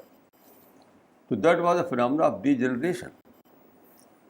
تو اس زمانے میں چونکہ فلسفے کا راج تھا, فلاسفی جو ہے کوئی آباد مانی جاتی تھی, ادھر جھک گئے وہ. پھر صوفیوں کا جو ہے وہ بھی صوفیوں نے خود انویٹ نہیں کیا تھا. اس زمانے میں جو مسٹیسزم تھا اسی کو اڈاپٹ کر لیا انہوں نے. یہاں آئے انڈیا میں جو ویدانتا جو تھا اس کو اڈاپٹ کر لیا انہوں نے. کیوں؟ آس پاس کا جو ماحول ہوتا ہے اس سے اوپر اٹھنا بہت مشکل کام ہے. ڈینائی کرنا سارے آس پاس کی چیزوں کو, اور پھر اپنے آپ کو اپنی اس کو مینٹین کرنا, اپنی انڈیویجولیٹی کو, بہت مشکل کام ہے. تو پہلی جنریشن میں آدمی انفلوئنس ہوتا ہے اپنے مائنڈ سے, لیکن اس کے بعد دھیرے دھیرے اپنے انوائرمنٹ سے ہونے لگتا ہے. تو انوائرمنٹ سے جب انفلوئنس ہونے لگتا ہے وہ اسی کا فنامنا تھا. وہ یہ ہوتا ہی ہوتا ہے ہمیشہ. This question is from Dr. Farida Khanam. Why man finds such great fascination in the pursuit of philosophy? یہ آج کی بات نہیں ہے, اس زمانے کی بات ہے. اس زمانے میں کوئی آپشن ہی نہیں تھا. تھنکنگ لوگ جو تھے, سوچنے والے, ان کے لیے کوئی آپشن نہیں تھا فلاسفی کے. لیکن جو فریم ورک تھا وہ فلسافیکل فریم ورک تھا. آج کا کوئی آدمی اس سے فیسنیٹ نہیں ہوگا. یہ ایک ایج, دیٹ فنامنا ایج, اس ایج میں ہزاروں سال سے چلا آ رہا تھا فلاسفی کا دبدبہ. وہی ایک فریم ورک بن گیا تھا جس کو سوچنے والے سوچیں. تو اس زمانے میں کوئی تھا نہیں دوسرا آپشن. سوچنے والے لوگ جو انٹیلیجنٹ لوگ تھے وہ اسی میں چلے آتے تھے. اب دھیرے دھیرے جب فلاسفی کا یعنی ڈاؤن فال ہو گیا تو اب لوگ جاتے ہیں سائنس کی طرف. سارے لوگ سائنس کی طرف چلے جا رہے ہیں. تو بس سمجھتا ہوں کہ ایج کا فنامنا ہے. This question is from Miss Priya Malik. Why Muslims start their religious journey from namaz, roza, etc. and not God, as in the case of most non-Muslims? دیکھیے یہ بھی ڈی جنریشن کا phenomenon ہے. اب ہم آج جو مسلم لوگ ہیں وہ تو ڈی جنریٹڈ لاٹ ہیں اسلام کا. تو وہ کیا کریں گے؟ فارم بہت آسان ہوتا ہے. یہ خدا کو ڈسکور کرنا یہ تو بہت مشکل کام ہے, بڑا لانگ پروسیس ہے. یہ ہم کو تو 40 سال بیت گئے اسی میں. لیکن فارم جو ہے بہت آسانی سے آپ جھٹ سے سیکھے, جلدی سے اس کو کر لیجیے. تو فارم بیسڈ ریلیجن بہت آسان ہوتا ہے, اور ریلائزیشن بیسڈ ریلیجن بہت مشکل کام ہوتا ہے. آدمی آپ جانتے ہیں کہ مشکل چھوڑتا ہے, آسانی کو لے لیتا ہے. اتنی سی بات ہے. کوئی نکلتا ہے جس کے اندر وہ یعنی پرسوٹ کی اسپرٹ بہت گہری ہوتی ہے، تو وہ راضی نہیں ہوتا ہے فارم پر، وہ اپنے مائنڈ کی ونڈو کھولتا ہے، جو ڈاکٹر نشچے چٹوپادھیائے تھے. مجھے بھی خدا کے فضل سے ایسا ہوا کہ میرے مائنڈ کی ونڈو کھلی. میں 40 سال تک یعنی یہی سب کرتا رہا، انٹلیکچوئل پرسوٹ میں بتایا میں نے. تو ایسے لوگ ہمیشہ کب تھے، آج بھی کم رہیں گے. یہ بس سمجھیے کہ کراؤڈ ایسا ہو سکتا ہے، کبھی بھی کراؤڈ ایسا نہ ہوا ہے نہ ہوگا. کچھ لوگ ہوں، بس یہی بڑی بات ہے. کچھ لوگ اگر ہو جائیں تو بہت یعنی سمجھتا ہوں کہ بہت ہی بڑی بات ہو گئی. This question is from Mr. Mohammad Zubair. What is Yajud Majud? Please explain. دیکھیے، یاجوج ماجوج کا ذکر بائبل میں بھی ہے، گاگ میگاگ کے نام سے. تو یہ چلا آ رہا ہے ٹریڈیشن جو ہے، یعنی ببلیکل ٹریڈیشن میں بھی ہے اور اسلام میں بھی ہے، کہ کوئی یاجوج ماجوج ہیں وہ کھولے جائیں گے. یہ فتحت کے معنی کھولے جائیں گے، جب مطلب ان کا ظہور ہوگا. تو یہ کون ہے، یہ کسی بھی سے کچھ نکلتا نہیں. کوئی حدیث یا کوئی تفسیر سے بات معلوم نہیں ہوتی کہ کون لوگ ہیں. یہ سرتاسر یہ بات ہے، یعنی ایک انفلوئنشیل بات ہے. ڈائریکٹ طور پر کوئی اس میں نص موجود نہیں ہے، کوئی ایسا ہمارے پاس ایسا ریفرنس موجود نہیں ہے جو ڈائریکٹ طور پر بتائے کہ کون ہے یاجوج ماجوج. وہ تو کوئی موجود نہیں ہے. میرا اپنا یہ انفلوئنس ہے کہ یاجوج ماجوج سے مراد یورپین نیشنس ہیں. میرے پاس ذاتی انفلوئنس ہے، ذاتی قیاس کے سوا کوئی چیز نہیں. میں کوئی حدیث نہیں پیش کر سکتا اس معاملے میں. لیکن اس پر میں نے لکھا ہے، آپ ہمارے میگزین جو اس میں ایک پورا ایک آرٹیکل آیا ہے اس کے اوپر، آپ اس کو پڑھ لیجیے. تو جو جس بیس پر میں نے رائے بنائی ہے اس کو میں نے اپنے میگزین میں لکھ دیا ہے. Maulana, his other question is, in the Sufism, center of meditation is heart. Then how can you say that you are a Sufi? آپ نیو صوفیزم کہہ سکتے ہیں اس کو، ہماری صوفیزم ہے نیو صوفیزم کہہ سکتے ہیں آپ. میں نے کریکٹ کیا ہے غلطی کو، کریکشن کا رائٹ ہمیشہ رہے گا آدمی کو. میں نے ایک کریکشن کیا ہے کہ صوفیزم اپنی جگہ پر تو ٹھیک ہے، یعنی اسپریچولیٹی، یعنی سائنس آف اسپریچولیٹی کا نام ہے صوفیزم. یہ صوفیزم کیا ہے؟ Science of spirituality. یہ تو خود وہ لوگ بھی کہتے ہیں، صوفی لوگ بھی، سائنس آف اسپریچولیٹی. اب سوال ہے کہ اسپریچولیٹی کا یعنی وہ کیا ہے، سورس کیا ہے، کہاں سے ملے گی وہ spirituality.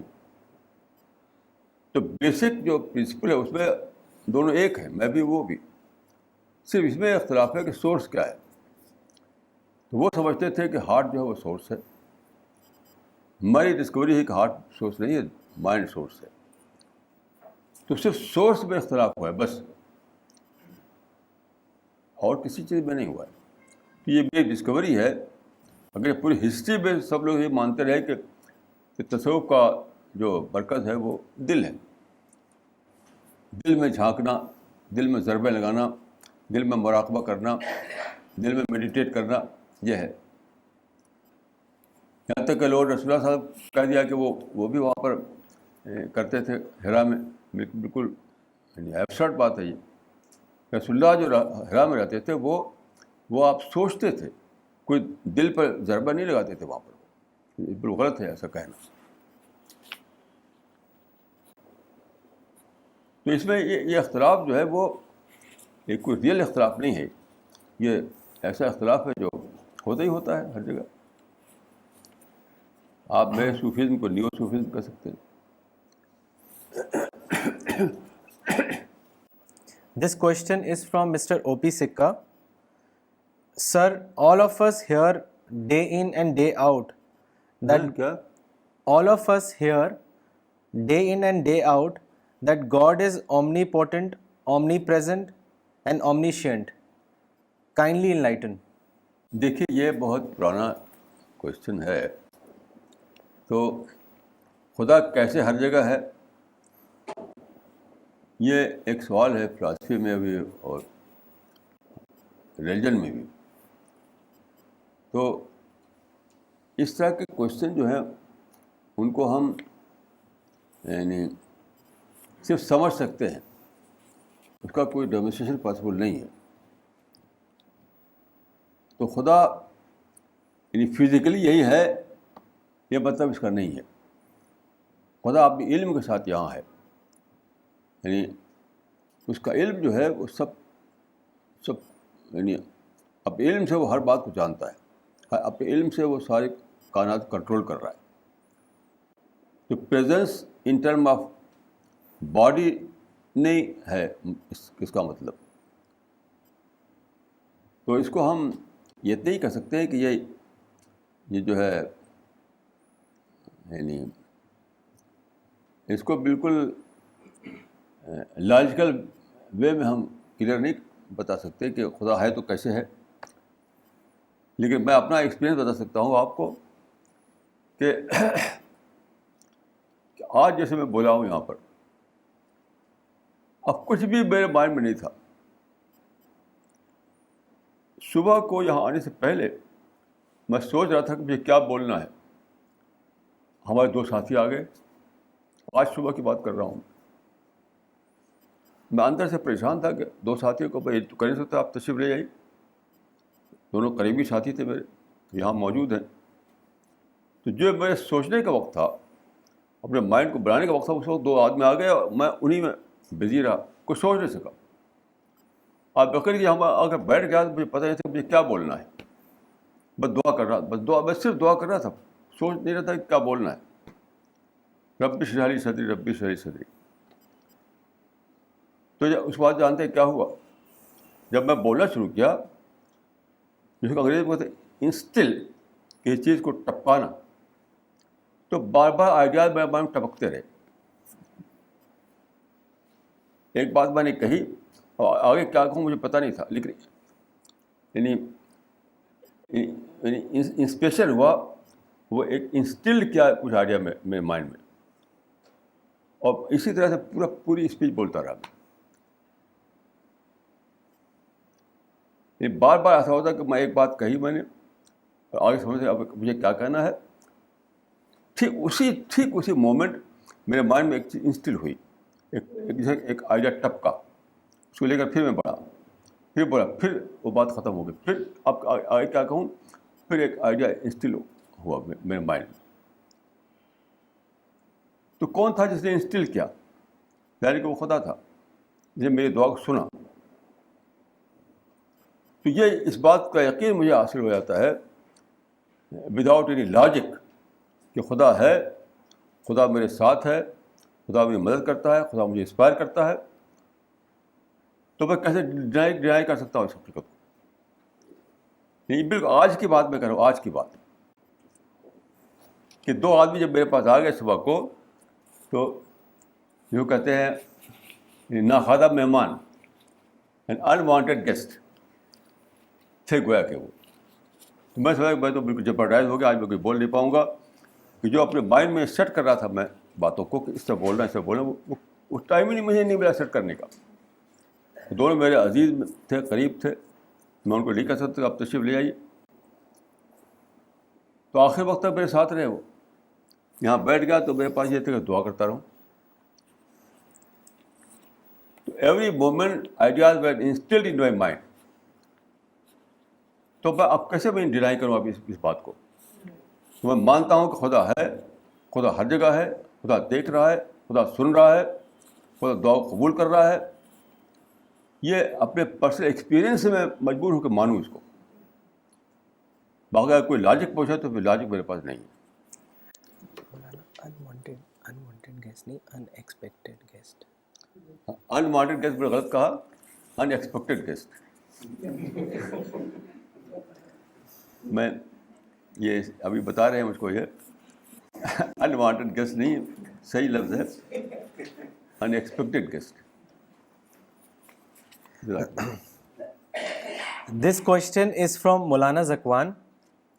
In the last lecture, you said that humans fail to discover the truth because they don't have any point of reference like Quran. But the question is that why Muslims fail to find the truth although they have a point of reference like Quran. دیکھیے یہ لفظ history میں نہیں بولا گیا, یہ تو میں بولتا ہوں. یعنی as a point of reference کسی نے قرآن کو ڈسکور ہی نہیں کیا. کیوں؟ سب سے بڑی وجہ ہے فضیلت کا کانسیپٹ. میں بتاؤں کہ جو سب سے غلط بات مسلمانوں میں شامل ہوئی کہ فضیلت کانسیپٹ, ہر چیز افضل ہے, نبی افضل ہے, امت افضل ہے, قرآن افضل ہے, بس افضل افضل افضل. تو اب فضیلت کا جو کانسیپٹ ہے وہ آپ کا مائنڈ کو اسٹاپ کر دیتا ہے. بس سیکرٹ, ہر چیز سیکرٹ بن جاتی ہے, بس سیکرٹ, مقدس. تو لوگوں نے قرآن کو بس سمجھا کہ یہ, آپ جانتے ہو کہ مسلمانوں میں یہ عقیدہ ہے کہ وہ قرآن کو ایک آدمی تھا, پڑھا لکھا نہیں تھا, جاہل تھا, تو قرآن کھولا اس نے اور لائن پر انگلی ایسے پھیرانے لگا, یہ بھی قرآن ہے, یہ بھی قرآن ہے, یہ بھی قرآن ہے. تو بس مسٹیریسلی اس کو سارا یعنی سارا وہ مل گیا. یہ سب بالکل بیکار کہانیاں ہیں, بالکل بیکار کہانیاں. پر اس نے جو ٹائم اس میں لگایا, اس کو کسی مولوی آیا پڑھا کیوں نہیں اس نے؟ جو آدمی ایسے انگلی پھیرا پر تو کسی مولوی کے پاس جاتا ہے مجھے پڑھا دو. اور پڑھنے کے لیے میں نے اپنی زندگی میں ہندی جو سیکھی تھی نا صرف 7 گھنٹے میں. ایک صاحب تھے بشمبر ناتھ ان کا نام تھا, ہمارے پاس آتے تھے ہر دن 1 گھنٹے کے لیے, صرف 1 گھنٹہ. 7 دن آئے, صرف 7 دن. تو 7 گھنٹہ خرچ کر کے میں ہندی پڑھنے لگا. تو اس آدمی نے جو ایسے جو گھماتا تھا, کیوں نہیں 7 گھنٹہ خرچ کیا, اس نے عربی پڑھنے لگا وہ. تو فضیلت, بس قرآن کو دیکھ لے تو, قرآن کو چھو لے تب بھی, قرآن گھر میں رکھ لو تب بھی سب کچھ مل جائے گا آپ کو. یہ تدبر کا جو کانسیپٹ ہے, غور کرنا اس پر, وہ کانسیپٹ ہی نکل گیا مسلمانوں سے. تو پوائنٹ آف ریفرنس کا سمجھو سائنٹیفک کانسیپٹ ہے. پوائنٹ آف ریفرنس کا جو کانسیپٹ سائنٹیفک ریفرنس ہے. مسلمانوں میں سائنس ہے ہی نہیں. اقبال جیسا آدمی فلسفی کی باتیں کرتا ہے. تو یہ جو چیز ہے آئی نہیں مسلمانوں میں. آپ یہ نہ دیکھیے کیوں نہیں آئی, لیکن واقعہ دیکھیے واقعہ کیا ہوا. واقعہ کیا ہوا؟ واقعہ یہ کہ کانسیپٹ نہیں آیا تو قرآن کو اسے لیا نہیں انہوں نے. اور خدا نے دیکھیے یہ دنیا کو بنایا اس لیے نہیں کہ آپ کو سب کچھ اڈیل دے آپ کے اوپر. نہیں, آپ کو خود اپنے مائنڈ کو حرکت میں لانا پڑے گا, سوچنا پڑے گا. نہیں تو آپ جائیے, آپ بھاڑ میں جائیے, خدا کو اس کی پرواہ نہیں ہے. حضرت عثمان کے زمانے میں کچھ لوگ بگڑ گئے اور انہوں نے خلیفہ کو قتل کر دیا, حضرت عثمان کو, جو کہ رسول اللہ کے وہ تھے, ثانی اللہ تھے. تو خدا نے فرشتوں کو نہیں بھیجا کہ جا کر پکڑو ان کو, میرے پیغمبر کے ثانی اللہ کو قتل کریں. خدا بالکل بے نیازی کے ساتھ دیکھتا رہا. تو خدا انٹروین نہیں کرے گا, خود آپ کو سوچنا پڑے گا, خود آپ کو ڈیسیژن لینا پڑے گا. نہیں لیتے ہیں تو آپ جائیے, بھگتیے اس کو. اور دوسری بات یہ ہے, دیکھیے اس کو آپ دھیان رکھنا سمجھیے. میں نے اس سے پہلے ایک بار کہا تھا کہ اسلام میں ڈسکوری میتھڈ استعمال کیا گیا ہے. ڈسکوری میتھڈ, جیسے یہ میتھڈ کیا ہے کہ لکڑی کے ٹکڑے ہوں, جیسے اونٹ بنایا جائے لکڑی کا, پھر کاٹ دیا جائے. لیگ الگ ہیں اور اس کی ٹیل الگ ہے اور اس کا سر الگ ہے, اور پھر بچے سے کہا جائے کہ اس کو جوڑ کے اونٹ بناؤ. تو ڈھونڈے گا, کبھی ٹیل ڈھونڈ کے نکالے گا, کبھی لیگ ڈھونڈ کے نکالے گا, کبھی اس کا سر ڈھونڈ کے نکالے گا, ڈھونڈ کے پھر وہ جوڑ کر اونٹ بنائے گا. That is discovery method. تو اللہ تعالیٰ نے اس دنیا میں معرفت کے لیے ڈسکوری میتھڈ رکھا, یاد رکھیے. اللہ تعالیٰ نے دنیا میں معرفت کے لیے, ریئلائزیشن کے لیے, معرفت کے لیے ڈسکوری میتھڈ رکھا ہے. ڈھونڈ کر نکالو. جنگل ہے آئیڈیاز کا جنگل, اس میں ڈھونڈ کر نکالو. بلیک کو الگ کرو, وائٹ کو الگ کرو, سارٹ آؤٹ کرو چیزوں کو. تو ہمیں خود اس چیزوں کو سارٹ آؤٹ کرنا پڑے گا. That is discovery method. خدا کا یہی اسکیم ہے, خدا کی یہی کسی پلان ہے خدا کا. کوئی دوسرا آپشن ہمارے لیے نہیں ہے کہ ہم ڈسکوری میتھڈ کو فالو کریں. Mulana, this is more of a request than a question. It is from Mr. Idris. He's written, Mulana, once I had asked a question, how did you discover God? You had assured to cover it one day as a subject of Sunday lecture. I request you to kindly consider it. دیکھیے, ایک چیز تو میں ابھی عرض کرتا ہوں کہ سب سے بڑی چیز جو سب بڑی پرائز جو دینی ہے وہ ہے save yourself from all kind of distraction. سب سے بڑی پرائز جو چاہتا ہے خدا کو ڈسکور کرنا, تو اس کو جاننا چاہیے کہ ایک ہی سب سے بڑی پرائز ہے کہ you have to save yourself from all kind of distraction. آپ جو پرائز دے سکے دے, نہ دے سکے تو پھر معرفت کی باتیں نہیں کریں. میں سمجھتا ہوں آج کل زمانے میں ہر آدمی ڈسٹریکشن میں جیتا ہے, ہر وقت ڈسٹریکشن. آئی میں صبح کسی سے کہہ رہا تھا کہ ان کی جیب میں وہ تھا موبائل. اب کیا ہوتا ہے, گھنٹی بجی جلدی لوگ بھاگتے ہیں باہر, بات کرتے ہیں. میں نے کہا mobile is source of distraction. کیوں آپ بتایا موبائل کے چکر میں پڑے ہوئے ہیں؟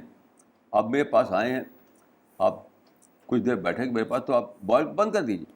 یہ کیا طریقہ ہے؟ موبائل گھنٹی بجی آپ لے کے توڑ رہے ہیں. تو mobile is source of distraction, TV is source of distraction. ہر چیز سورس آف ڈسٹریکشن بنی ہوئی ہے, ہر چیز. یہ شاپنگ سینٹر کیا ہے؟ Source of distraction. یہ پارٹیاں جو ہیں, ڈنر جو ہے, یہ آؤٹنگ جو ہے, سب سورس آف ڈسٹریکشن. تو یا تو آدمی معرفت کا نام نہ لے, اگر اس کو معرفت چاہیے تو وہ یہ پرائز ادا کرے کہ وہ ہر قسم کے ڈسٹریکشن سے اپنے آپ کو بچائے. This question is from Dr. Farida Khanam. In most cases, people do not lead God-oriented lives, and yet they are successful in worldly terms. This deceives them into thinking that there is no need to discover God. How can we convince such people that worldly success is no guarantee of success in the hereafter? Guarantee کی بات ہے, اس کا گزروں سے کوئی تعلق ہی نہیں ہے, کیونکہ یہ جو مٹیریل چیزیں ہیں وہ تو ٹیسٹ پیپرس ہیں. کسی کو کم ملتی, کسی کو زیادہ ملتی ہے, سب ٹیسٹ پیپرس ہیں. بلکہ جس کو زیادہ ملا وہ بہت ہی زیادہ, یعنی وہ ہے اس میں ڈس ایڈوانٹیجز پوزیشن میں ہے, کیونکہ وہ جب بہت زیادہ ٹیسٹ پیپر اس کو ہوگا تو اسی میں پھنسا رہے گا. تو جس کے پاس کم ہو, کم پیسہ ہو, کم مال ہو, تو وہ سیف سائڈ میں ہے, وہ کہ کم اس کو بزی ہوگا ان چیزوں میں, ڈسٹریکشن سے بچ جائے گا تھوڑا بہت.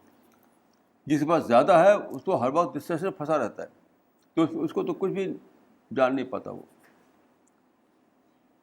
باقی دونوں کا کوئی ایک دوسرے سے تعلق نہیں. یعنی دنیا میں اگر کسی کو اچھی زندگی ہوتی ہے, مطلب نہیں آخرت میں اچھی زندگی اس کی ہو, کیونکہ دنیا میں جو کچھ ہے وہ ریوارڈ نہیں ہے, وہ ٹیسٹ پیپر ہے. یہ بتانا پڑے گا انسان کو کہ تم جس چیز کو سمجھتے ہو کہ یہ نعمت ہے, وہ نعمت ہے ہی نہیں, وہ تو امتحانی پرچہ ہے. یہی ہم کو بتانا پڑے گا لوگوں کو, اور کوئی دوسرا اس کا سلوشن نہیں. This question is from Dr. Gajdar.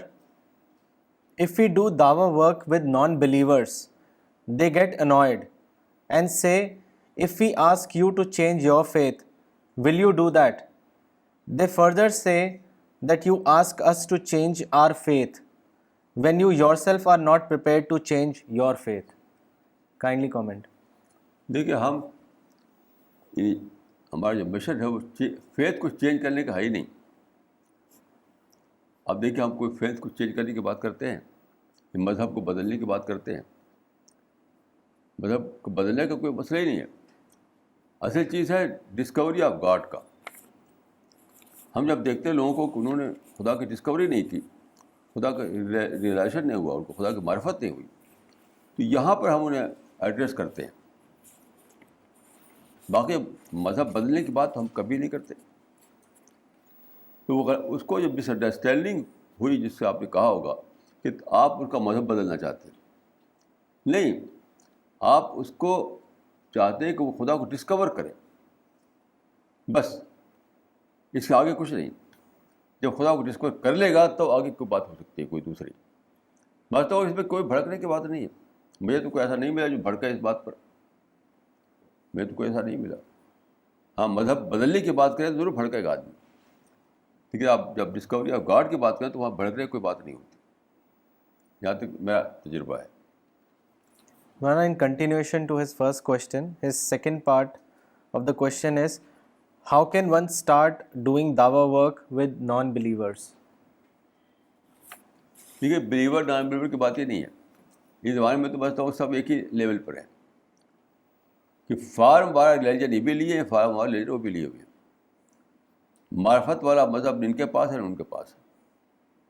یہ سارے مسلمان جو بھیڑ لگی ہوئی ادھر ادھر, یہ سب مسلمان جو ہے بس معرفت کے بغیر مسلمان ہیں. میں سمجھتا ہوں کہ سب کوئی ان کی ویلیو نہیں, کوئی قیمت نہیں ان کی. ایک فارم ہے جسے میں بتاتا ہوں آپ کو. جب مسجد میں نماز پڑھ جاتا ہوں میں, تو جب دیکھتا ہوں کہ خاص طور پر جب جیسے الوداع ہے یا کوئی خاص ہے تو پھر آتے ہیں مسجدوں میں. جب نکلتے ہیں تو میں نے غور کیا کہ ایک کوئی آدمی نماز کی بات نہیں کرتا, ادھر ادھر کی باتیں کرتا ہے. اپنی دوستی کی باتیں, اپنے بزنس کی باتیں, اپنے شاپنگ کی باتیں, ادھر ادھر کی باتیں. یہ کیسی نماز ہے, یہ کیسی نماز ہے کہ ابھی آپ مسجد سے نکل رہے ہیں اور نماز کلچر آپ میں آیا نہیں, نماز کی تھنک آپ کے اندر آئی نہیں. مثلا نماز کے اندر آپ سنا آپ نے اللہ اکبر, خدا بڑا ہے, اسی پر آپس میں بات کریں دو آدمی, تو دیکھو انہوں نے کہا کہ خدا بڑا ہے, مالسی ہونی چاہیے, ہونا چاہیے. کیا کریں ہم لوگ, کیسے بنائیں اپنے آپ کو, اس اسپرٹ کو کیسے اپنے اندر لائیں؟ کچھ ہی نہیں. جب چاہے جب دیکھ لیے آپ کسی بھی مسجد میں چلے جائیے, کسی بھی مسجد میں چلے جائیے, نماز پڑھ کر نکلے کرو, اور اس کے بعد کوئی بیڑی جلا کے پانی بیڑی پینے لگتا ہے, کوئی ادھر کی باتیں کرتا ہے, کوئی پان کھاتا ہے. کوئی نماز کا جو وہاں پر سیکھا ہے انہوں نے, اس کا کوئی چرچا اس کی زبان پر نہیں. یہ کوئی نماز ہے؟ یہ میں تو اس کو نماز نہیں سمجھتا.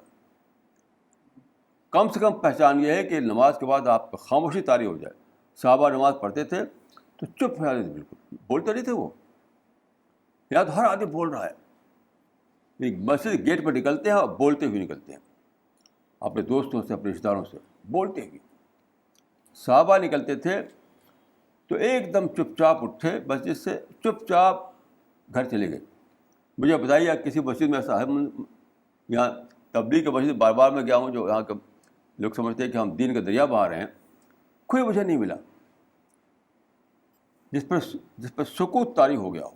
نماز پڑھی تو سکوت طاری ہو جائے, چپ طاری ہو جائے, چپ. نماز پڑھی پھر وہی سب باتیں شروع ہو گئی. گیٹ پر آئے, اب کوئی بیڑی جلا رہا ہے, کوئی پان کھا رہا ہے, کوئی اپنے دوستوں سے باتیں کر رہا ہے, کوئی غریب کہوں چلو چائے پینا ہے. یہ کیا نماز ہے یہ؟ میں ایک سادہ پہچان یہ بتاتا ہوں آپ کو کہ صحابہ والی جس میں آپ دیکھیں کہ وہاں تھا کہ جب رسول اللہ نماز ختم کرتے تھے تو چپ چاپ تھوڑی دیر بیٹھ رہتے تھے وہ اپنی جگہ پر جہاں نماز پڑھی ہے, بالکل چپ چاپ, مطلب سوچتے تھے. پھر جب اٹھتے تھے تو چپ چاپ باہر آئے, پھر چپ چاپ اپنے گھر چلے گئے. اس معنی کہ نماز وہ ہے جو سوچ ڈالے آپ کے اندر, نماز وہ ہے جو آپ کو اندر ایک نئی تھنکنگ لائے. اگر نماز نے آپ کے اندر سوچ پیدا نہیں کی ہے تو کچھ اور چیز ہوگی وہ نماز کی شکل میں.